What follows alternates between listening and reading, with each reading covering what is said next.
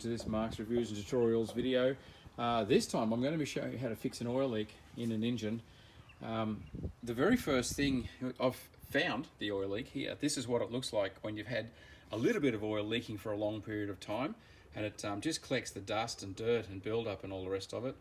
And you can sort of start to have a look at where it's wet, where it's not. It's a bit shinier and wetter up the top here, definitely down the bottom here around this system and down below, and it's all the way down there. It's just nice and solid if you look down there, but this is the source for it here. So the first step is actually clean it.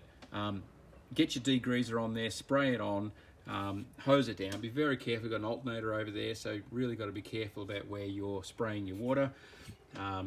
But give it all a clean up, and then you'll be able to work out where the oil leak's coming from. From there, it's just too hard to know. So step one is clean it, clean all of it off everywhere, and then you'll be able to find all of the sources of leaks. After shot, now that we've got it all cleaned up, and that is just spraying degreaser on and then hosing it off.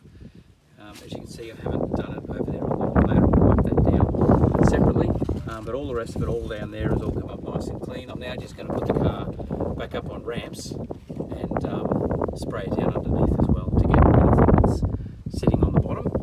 And now this way, now drive it around for a couple of days before the roadworthy and see where it's leaking from and what we can do about sealing that up. But while it was all like it was, there's no way you can see where that oil was coming from.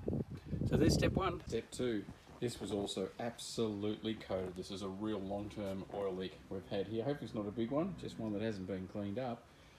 So that's all nice and clean now too, both sides, because that was an absolute mess. That's the side that is visible from underneath, and that's the side visible from the engine.